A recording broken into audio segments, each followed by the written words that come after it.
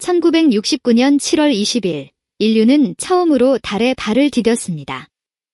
하지만 이 위대한 순간의 배경에는 냉전이란 거대한 그림자가 있었죠. 제2차 세계대전 이후 미국과 소련은 직접 전쟁 대신 보이지 않는 경쟁을 시작했습니다. 그 무대는 바로 우주였어요. 1957년 소련이 인류 최초의 인공위성 스푸트니크를 발사하자 미국은 충격에 빠졌습니다. 우주 경쟁에서 지는 것은 단순한 기술 패배가 아니라 체제 경쟁의 패배를 의미했으니까요. 이에 케네디 대통령은 10년 안에 인간을 달에 착륙시키겠다는 야심찬 목표를 선포합니다. 그리고 마침내 1969년 3명의 우주비행사가 인류 역사상 가장 위대한 모험에 나섭니다. 닐 암스트롱과 버즈 올드린, 그리고 마이클 콜린스. 이 세 영웅은 달 착륙 이후 어떤 삶을 살았을까요? 이 이야기를 이해하려면 아폴로 계획 이전으로 거슬러 올라가 그들의 삶을 한번 살펴볼 필요가 있습니다. 먼저 닐 암스트롱은 1930년 미국 오하이오주에서 태어났습니다. 어릴 때부터 비행에 매혹된 그는 16세에 조종사 면허를 취득했고 퍼듀 대학교에서 항공우주공학과를 전공하던 중 한국전쟁이 발발하자 전투기 조종사로 참전해 죽을 고비를 넘기기도 했죠. 대학을 졸업한 후에는 나사의 시험비행 조종사를 거쳐 1962년 정식 우주비행사가 됩니다. 그리고 1969년 아폴로 11호의 사령관으로 달에 첫 발을 내딛게 되죠. 하지만 그에겐 지울 수 없는 상처가 있었습니다. 정식 우주비행사가 되던 해 딸이 뇌종양으로 세상을 떠났는데요. 당시 딸의 나이는 고작 2살 반이었고 공교롭게도 그날은 결혼기념일이었습니다. 암스트롱은 장례를 치른 후 곧바로 일터로 복귀했지만 어떠한 감정도 드러내지 않았습니다. 동료들은 그에게 딸이 있었다는 사실조차 몰랐죠. 일부 역사학자들은 딸의 죽음이 그를 달로 향하게 만든 원동력이었다고 말합니다. 달 착륙 성공으로 암스트롱은 세계적 영웅이 되었지만 더 이상 우주비행을 원하지 않았습니다. 대중의 관심이 큰 압박이었거든요. 그는 나사를 떠나 대학 교수가 되어 은둔에 가까운 삶을 살았습니다. 딸의 죽음 이후 관계가 소원해진 아내와는 끝내 이혼했고 나중에 또 다른 여성과 재혼하기도 했죠. 그렇게 그는 조용한 과학자의 삶을 살다 2012년 심혈관 수술 합병증으로 세상을 떠났습니다. 다음으로 버즈 올드린 역시 극적인 삶을 살았습니다. 1930년 미국 뉴저지에서 태어난 그의 본명은 에드윈 유진 올드린 주니어로 버즈는 그의 누나가 브라더를 버저로 잘못 발음하면서 생긴 별명인데요. 그는 이 별명을 워낙 좋아해 아예 법적으로 이름을 바꾸기도 했죠. 학창시절 내내 우수한 성적을 자랑했던 그는 미 육군사관학교를 수석으로 졸업하고 공군장교로 임관하여 한국전쟁에도 참전했습니다. 전쟁 후에는 MIT에서 우주항공학 박사학위를 받았으며 이후 나사의 우주비행사로 합류하여 1969년 암스트롱이 달에 첫 발을 내디딘 지 19분 만에 올드린이 두 번째로 달에 발을 디뎠습니다.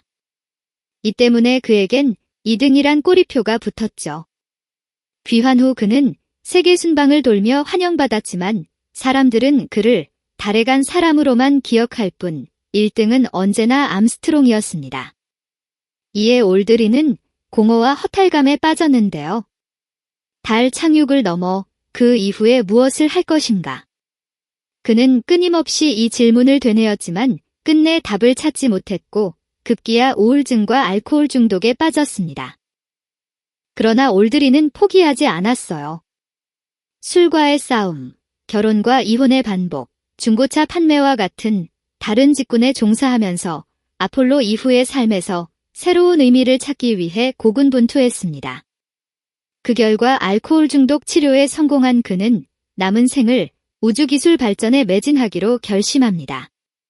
그리고 1985년 화성 사이클러라는 우주선 궤도 모델을 제시했는데요. 이는 지구와 화성을 오가는 효율적인 궤도로 지금도 화성 탐사에서 논의되는 중요한 개념이죠. 그의 이러한 행보는 대중문화에 깊은 영감을 주었고 디즈니의 픽사가 이를 오마주해 만든 캐릭터가 바로 토이스토리의 버즈 라이트이어죠. 이외에도 올드린은 셰어스페이스 재단을 설립하여 우주과학에 대한 관심을 촉구하는 등 2025년 현재 95세의 나이에도 왕성하게 활동하고 있습니다. 마지막으로 마이클 콜린스는 두 사람에 비해 비교적 평온한 삶을 살았습니다. 1930년 이탈리아 로마에서 태어난 그는 미군인 아버지의 근무지를 따라다니며 어린 시절을 보냈고 육사를 졸업한 후에는 미 공군 시험비행학교를 거쳐 1963년 버즈 올드린과 함께 나사 우주비행사 3기로 선발됩니다. 그리고 1969년 아폴로 11호 임무에서 그가 맡은 역할은 사령선 컬럼비아호의 조종사. 그는 암스트롱과 올드린이 달에 착륙하는 동안 홀로 달 궤도를 돌며 그 주위를 탐사했죠. 사람들은 그가 달까지 갔음에도 착륙하지 못한 것을 아쉬워했지만 정작 본인은 개의치 않았습니다. 훗날 그는 인터뷰에서 아폴로 임무 당시 암스트롱과 올드린의 안전을 특히 걱정했다고 밝혔는데요. 만약 그들이 죽으면 아폴로 참사의 유일한 생존자가 될까봐 두려웠다고 하죠. 귀환 후 콜린스는 나사를 떠나 국무부 차관보가 되었고 이듬해 스미스소니언 협회의 항공우주박물관 관장이 되어 박물관 개관을 감독했습니다. 그는 수많은 책을 저술하기도 했는데요.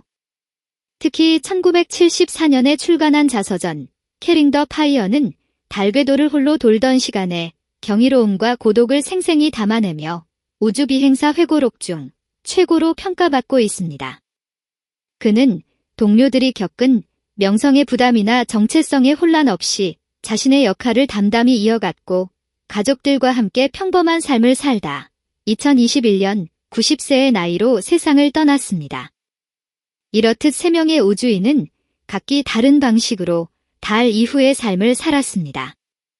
닐 암스트롱은 개인적 비극을 안고도 인류 최초로 달에 발을 디뎠습니다. 당시 그가 남긴 말, 한 사람에겐 작은 한 걸음이지만 인류에게는 위대한 도약이란 말은 영원히 역사에 새겨지겠죠. 버즈 올드린은 2등이란 꼬리표를 극복하고 화성 탐사의 비전을 제시했습니다. 우울증과 알코올 중독을 이겨낸 그의 이야기는 많은 이들에게 희망이 되었고요. 마이클 콜린스는 달에 착륙하진 않았지만 겸손과 팀워크로 우주 탐사가 협력의 산물임을 보여주었습니다. 그렇게 세 사람은 서로 다른 길을 걸었지만 모두 같은 것을 증명했습니다. 인류가 우주로 나아갈 수 있다는 가능성과 그 이후의 삶도 인간답게 존재할 수 있다는 것을요. 이제 밤하늘에 달을 올려다볼 때 그곳에 첫 발을 디딘 새 우주비행사를 기억해보세요. 암스트롱의 용기, 올드린의 재기, 콜린스의 헌신. 그리고 그들이 남긴 유산을 떠올려보세요. 꿈을 향한 여정은 결코 쉽지 않지만 함께라면 무엇이든 이룰 수 있다는 것을. 오늘 영상이 흥미로우셨다면 좋아요와 구독 부탁드립니다. 시청해주셔서 감사합니다.